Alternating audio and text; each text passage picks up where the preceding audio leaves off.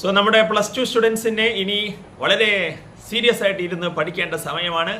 അപ്പം ഈ ഒരു സമയത്ത് നിങ്ങൾ പഠനത്തിൽ നമുക്ക് കുറച്ച് സ്ട്രാറ്റജീസ് ഉണ്ടാവുക എന്നുള്ളത് വളരെ ഇമ്പോർട്ടൻ്റ് ആണ്. കാരണം നമ്മൾ വെറുതെ പഠിക്കുന്നത് കൊണ്ട് മാത്രം ആയില്ല, അത് നമ്മുടെ ബ്രെയിനിൽ സ്ട്രോങ് ആയിട്ട് നിൽക്കണം. പരീക്ഷ പേപ്പറിൽ നമുക്കത് ബ്രെയിനിൽ നിന്ന് റിട്രീവ് ചെയ്തെടുത്ത് എക്സാം പേപ്പറിലോട്ട് അത് നമുക്ക് അപ്ലൈ ചെയ്യാൻ സാധിക്കണം. അതിൻ്റെ പ്രാക്ടിക്കൽ തലങ്ങൾ നമ്മൾ മനസ്സിലാക്കണം എന്നൊക്കെ ഉണ്ട് അതിനകത്ത് ഒരുപാട് കാര്യങ്ങൾ. അതുകൊണ്ട് തന്നെയാണ് പലപ്പോഴും കുട്ടികൾ പറയുന്ന ഒരു കാര്യം, സ്റ്റുഡൻസ് പറയുന്ന ഒരു കാര്യമാണ്, പഠിച്ചിരുന്നു, നന്നായിട്ട് കഷ്ടപ്പെട്ടിരുന്നു, പക്ഷേ അങ്ങോട്ട് വന്നില്ല എന്നുള്ളത്.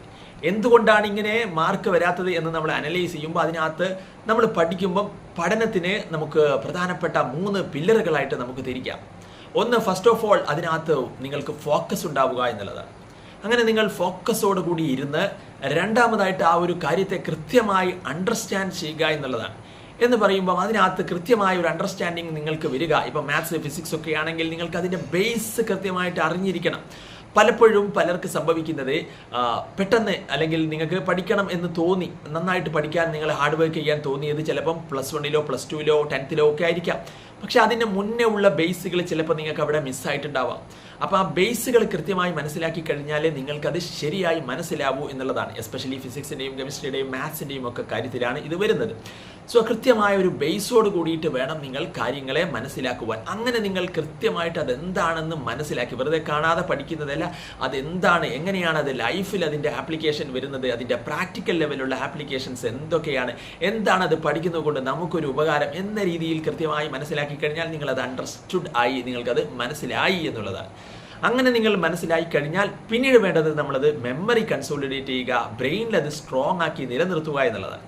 അതിന് നമ്മെ ഹെൽപ്പ് ചെയ്യുന്നതാണ് അതിൻ്റെ ആപ്ലിക്കേഷൻ ലെവലിൽ നമ്മൾ കൂടുതൽ ഇറങ്ങിച്ചെല്ലുക, ഒരുപാട് ക്വസ്റ്റ്യൻ അതുമായി ബന്ധപ്പെട്ട് ചെയ്യുക. നമ്മളെ ആക്റ്റീവ് ലേണിംഗ് ആണ് പിന്നെ ചെയ്യേണ്ടത്. അപ്പം നമ്മൾ ഒരു കാര്യത്തെ ഫോക്കസ് ചെയ്തു, ഒരു കാര്യത്തെ നമ്മൾ അണ്ടർസ്റ്റാൻഡ് ചെയ്തു, അത് ആ ഒരു ഫസ്റ്റ് ടൈം ലേൺ ചെയ്ത് കഴിഞ്ഞാൽ പിന്നെ വേണ്ടത് അതിനകത്ത് ആക്റ്റീവ് ലേണിംഗ് ആണ്. എന്ന് പറഞ്ഞാൽ നമ്മൾ നേരത്തെ ഒരു വീഡിയോ ചെയ്തിട്ടുണ്ടായിരുന്നു ആക്റ്റീവ് ലേണിംഗുമായി ബന്ധപ്പെട്ട്. ആ ഒരു വീഡിയോയുടെ ലിങ്ക് നമ്മൾ കമൻറ്റ് ബോക്സിൽ കൊടുക്കും, നിങ്ങൾക്കത് കാണാവുന്നതാണ്. അതുപോലെ തന്നെ ആക്റ്റീവ് ലേണിംഗ് എന്ന് പറയുമ്പോൾ നിങ്ങൾ അതിനകത്ത് ടെസ്റ്റുകൾ, മൾട്ടിപ്പിൾ ടെസ്റ്റുകൾ എഴുതണം. നിങ്ങളുടെ ബ്രെയിനെ നിങ്ങൾ ടെസ്റ്റ് ചെയ്യണം, ആ ഒരു കാര്യം എത്രത്തോളം നിങ്ങൾ പഠിച്ചു എന്നുള്ളത്. അപ്പോൾ അതിനകത്ത് പ്രാക്ടിക്കൽ ലെവലുള്ള ക്വസ്റ്റ്യൻസ് ഒക്കെ ചെയ്യുമ്പോൾ നിങ്ങളുടെ ആ ഒരു ബ്രെയിൻ അത് കൃത്യമായി മനസ്സിലാക്കിയെടുക്കാൻ സാധിക്കുമെന്നുള്ളതാണ്.